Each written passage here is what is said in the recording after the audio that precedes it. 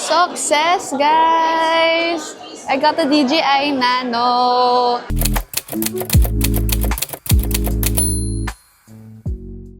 Hey guys, touchdown. I'm already here in Mega Mall. And as usual, it's a Saturday, so maraming tao. So let's go to the DJI store and get the DJI Nano. I'm really excited for this because I really plan vlogging with POV shots.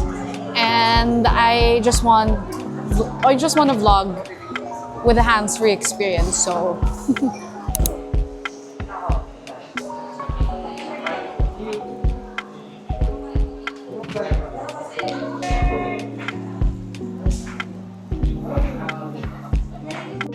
so this is like how small the camera is, and this is the monitor.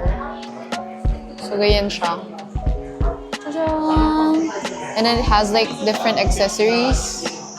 It has like this one for the POV shot, and then this one for the cap.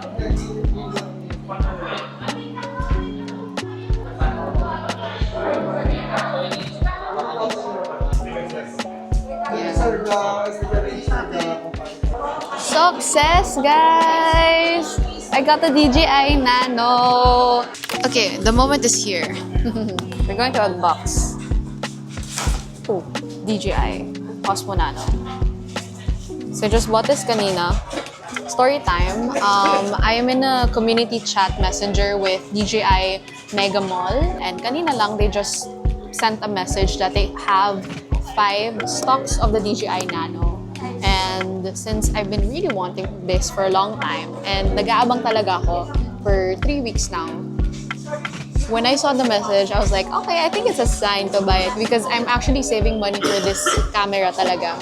So why do I need a smaller camera? Why can't I just be satisfied with my Osmo Pocket 3? Because there are things that this camera can do that my Osmo Pocket 3 cannot do.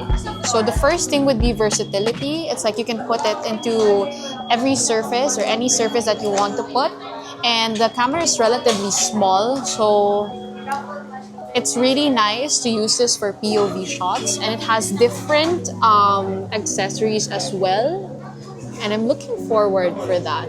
Buti nga may mga accessories siya kasi usually in DJI, they would sell standard or combo items. But this one, it's already packaged, so it's like a combo already since you have many accessories. The difference between standard, it means na you only get the main camera without any accessories at all.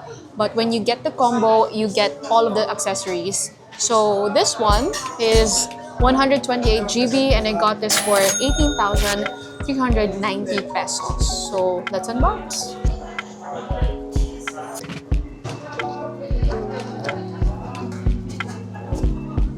I think this is where all of the accessories are placed.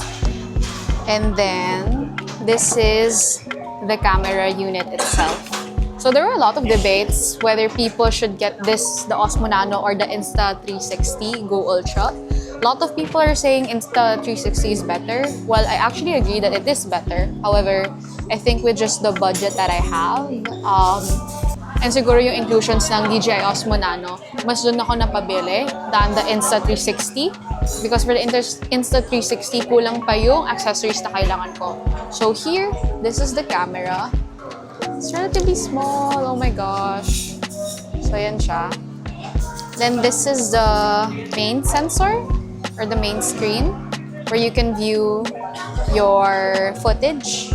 For the accessories, you know, what I like about DJI is that each individual accessory, even the camera, has its own packaging, and sobrang bango niya talaga. As in, got a new charger. I think it's a clamp for your hat. Oh no, this is the suction cup, the suction mount. Okay, so next one is this one. So this one is a necklace.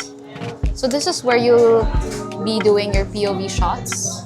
So it's like this, guys. So it's a small camera, and then you have a necklace with you. So just snap it here. Ayan.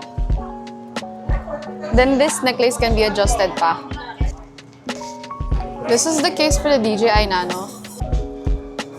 Wow, bagong camera.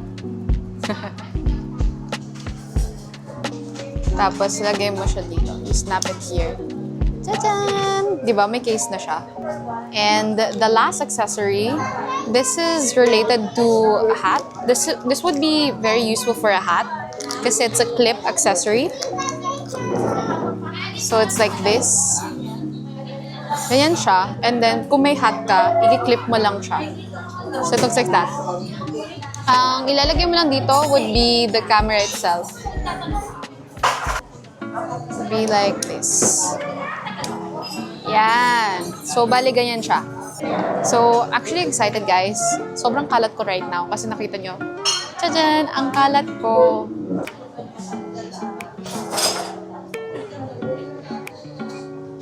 Oh! Wide lens. Rocksteady ultra wide. Okay. Nakikita ko siya sa screen, guys. It's all playing here.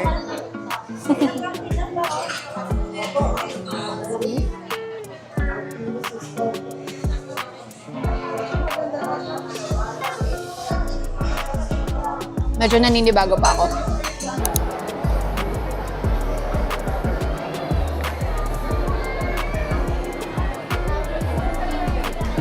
Smells so good.